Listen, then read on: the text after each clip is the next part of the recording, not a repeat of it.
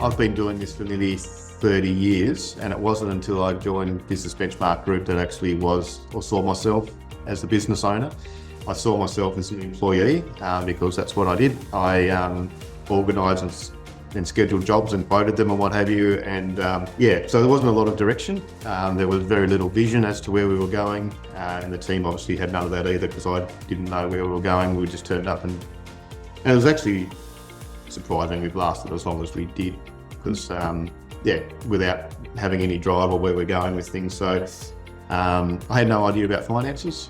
And a big part of joining Business Benchmark Group was to get understanding of what finances meant for the team and what I needed to look at and then relay those to the team. I guess now, after joining the group, my business is a little bit different than most, where I have 5 divisions within the business.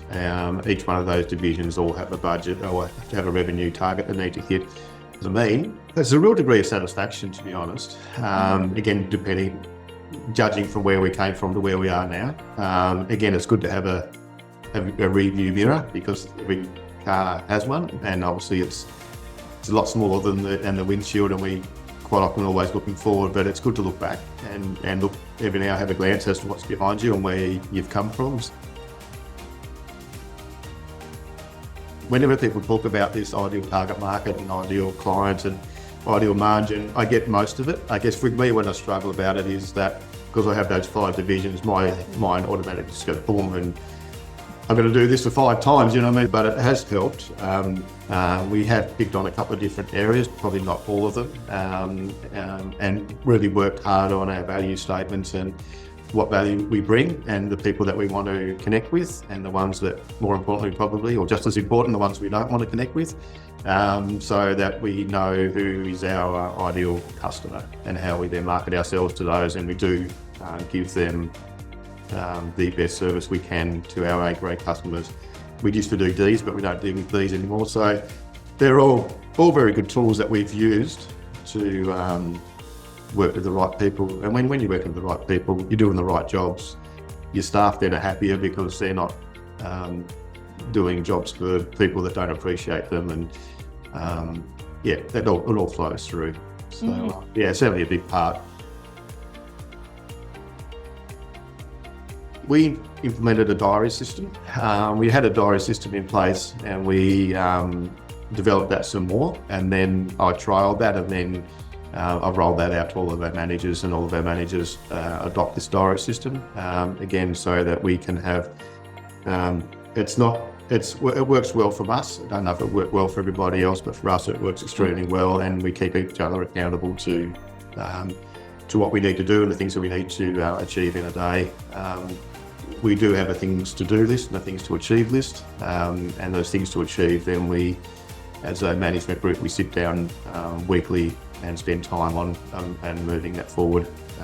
As you can appreciate, things to achieve take a while, but that's okay. Every week we move that forward a little bit and come up with strategic ideas and that sort of thing. So if you have those sort of things done by other people, then, even if you just allocate some time where I'm going to put to that one side and I'm looking at opportunities, self-improvement, all those sort of things. The opportunities are there, but quite often you don't get to see them because you're too busy doing rather than seeing what's about with you. So again, making some value on that time to put into that as well has been quite valuable to us also.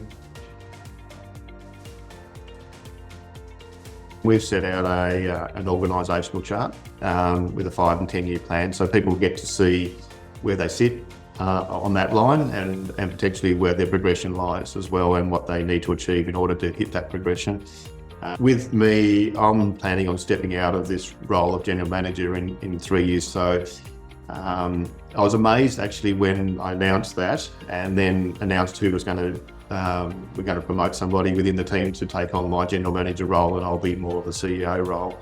Everyone had a chance to, because the top position moved up, then everyone else had an opportunity to move up as well, and it was a bit of a to me to say everyone saw an area of progression that they could potentially grab hold of and what they needed to do and be trained in, or what they thought would be ready for them next. So having all that progression mapped out is is critical, and so that they know where they go and where they fit.